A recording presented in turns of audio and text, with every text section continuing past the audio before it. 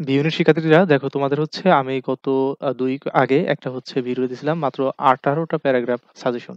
এই ১৮ টা প্যারাগ্রাফ সাজেশনের মাধ্যমে তোমাদেরকে আমি বলেছিলাম যে এইখান থেকে তোমরা একটা ভরসা নিতে পারো যে ১৮ টার ভিতর থেকেই তোমাদের প্যারাগ্রাফ কমন আসবেই আসবে। সো এখন দেখো এই ১৮ টার ভিতরে আমাদের মূলত কোনগুলো ছিল? এখান থেকে আমি যে এই যে ভিডিওটা আছে না? এই ভিডিওটা যদি দেখাই এখানে যে খুব এখান থেকে সুন্দরভাবে সবগুলো দিয়ে দেওয়া আছে। তোমাদের ১৮ টা প্যারাগ্রাফের আমি সাজেশন দিয়েছি। ১৮ টা এখানে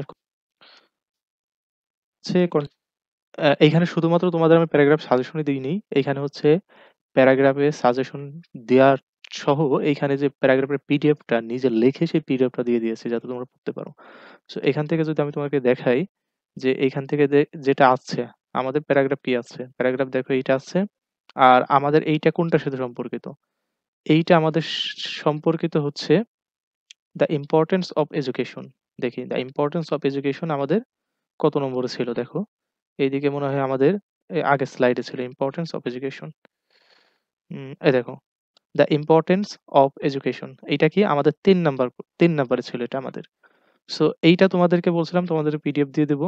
সো দেখো এটা তোমাদের পিডিএফ দিয়ে দিব ইম্পর্টেন্স অফ এডুকেশন ওই একই কথা। তো এইখান থেকে হচ্ছে এইখানে তোমরা যদি ক্লিক করছো যখনই যারা ক্লিক করছো তারা কিন্তু পিডিএফটা পেয়ে গেছিলে।